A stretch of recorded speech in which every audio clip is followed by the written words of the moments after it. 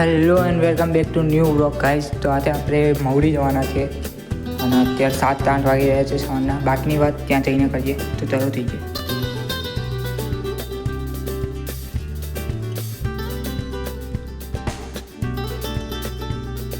તો હવે આપણે પહોંચી ગયા છે મહુડી અને સામે પ્રવેશદ્વાર છે. તો ફટાફટ પહેલાં ગાડી પાર્કિંગ કરીશું, પછી અંદર જઈએ મંદિરમાં અને જોઈએ ભગવાનને. પણ ગાડી આમ તો અંદર પાર્ક થાય છે, પણ આજે અંદર જગ્યા નથી એટલે બહાર પાર્ક કરીને જવું પડશે. તો ફટાફટ ગાડીને પાર્ક કરીએ અને અંદર જઈએ. તો આપણે ગાડી પાર્કિંગ કરી ચૂક્યા છે અને હવે મંદિરમાં પ્રવેશી ચૂક્યા. આ જે મંદિર છે, આ ઘંટાઘર ભગવાનનું મંદિર છે. ઘંટાઘર ભગવાન એટલે કે જૈન ભગવાન, આપણે મહાવીર સ્વામી આપણને ખબર જ છે. એ જૈન તીર્થોમાં એક મહારાજ હતા, તેમનું નામ હતું ઘંટાઘર ભગવાન. આ તેમનું જ મંદિર છે. તો હવે આપણે અંદર પ્રવેશીએ છીએ. સામે સોનાનું એક મંદિર દેખાઈ રહ્યું છે, એ તે મંદિર, ત્યાં તે ઘંટાઘર ભગવાન. તેમની જોડે એક બાણ ને એક તીર જોડે એમનો એક ફોટો છે. આ જગ્યાએ આમ તો બહુ જ ભીડ જોવા મળે છે ચાલુ દિવસોમાં, પણ આજે એટલી બધી ભીડ જોવા નથી મળતી કેમ કે 31 ઓક્ટોબર થયા છે એટલે વરસાદની આગાહી પણ છે, એટલે ભીડ જોવા નથી મળતી. અમે 7 વાગે સવારે નીકળ્યા હતા, ત્યારે 8:30 કે 9 વાગી રહ્યા હતા અને આપણે અહીં પહોંચી ચૂક્યા છે. આ પાણી પણ નીચે દેખાઈ રહ્યું છે કેમ કે વરસાદ હળવે જ પડ્યો હતો સવારે 5-6 વાગે. તો ફટાફટ મંદિરમાં જઈએ અને દર્શન કરીએ ઘંટાઘર ભગવાનના. સામે પ્રસાદીનું પણ છે, તો ત્યાંથી પ્રસાદી પણ લઈએ. અહીંની પ્રસિદ્ધ પ્રસાદી છે સુખડી. તો આપણે પહેલાં પ્રસાદી લઈ લઈએ અને પછી મંદિરમાં દર્શન કરવા જઈએ. લાઈન આટલી બધી છે નહીં, તો ફટાફટ મળી જશે. તો હવે પ્રસાદી લઈ લીધી છે આપણે.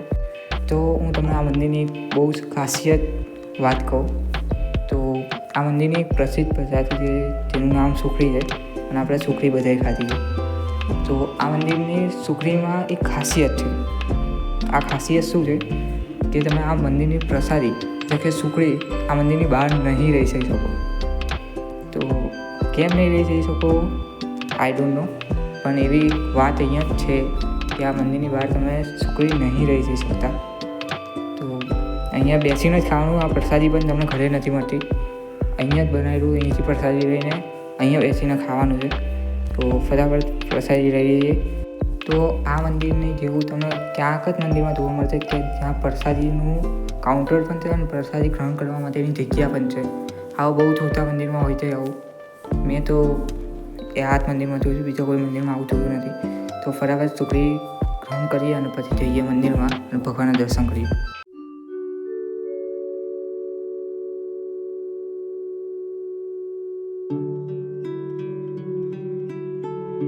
તમે ક્યાંક જ જોયું હશે, આવું મંદિરની અંદર ઘંટ હોય જાય પણ આ મંદિરની બહાર પણ ઘંટ છે જે એક પગથિયાની ઊંચાઈ ઉપર છે.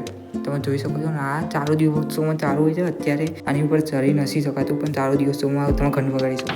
તો હવે આપણે મંદિરમાંથી બહાર જઈએ છીએ કેમ કે આપણે મંદિર પણ જોઈ લીધું, મૂર્તિ પણ જોઈ લીધી ઘંટાઘર ભગવાનની.